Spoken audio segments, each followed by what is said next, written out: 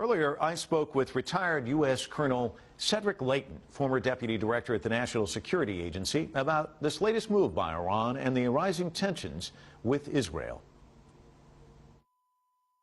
Well, I think it's one of the opening gambits, Mike, in the whole diplomatic environment that we have, with the purported talks that are going to start hopefully soon between Iran, the European Union, and the United States about their nuclear program.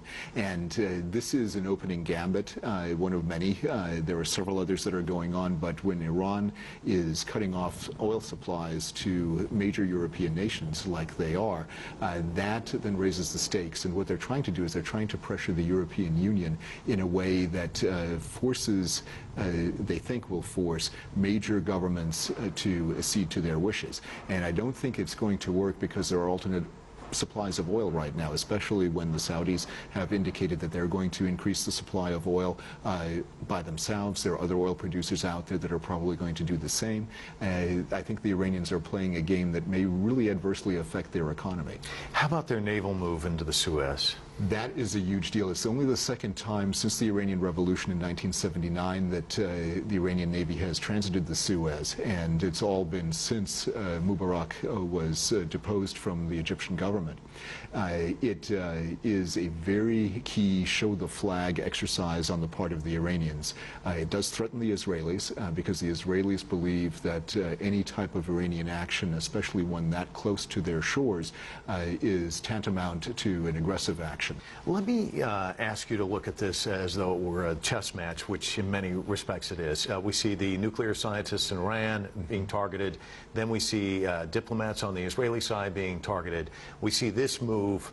Obviously, the next move, one would think, is in Israel to make the move. What do we see next? I mean, can you predict what happens next? I don't think one can predict precisely what's going to happen next, Mike, but what I do think will happen is that you'll see the chance of miscalculation increasing. One of the things that I expect might happen next is an attempt to possibly at least limit access to, if not close, the Strait of Hormuz. Almost out of time.